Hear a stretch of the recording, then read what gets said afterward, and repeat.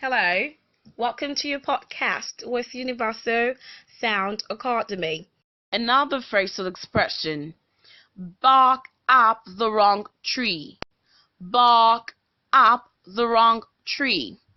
To bark up the wrong tree is to choose the wrong course of action or to ask the wrong person. To choose the wrong course of action or to ask the wrong person. For example, James was defeated because he barked up the wrong tree. James was defeated because he barked up the wrong tree.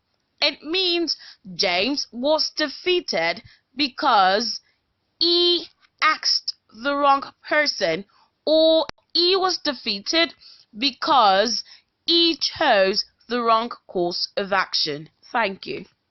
You can drop your questions in the comment section below. Bye-bye.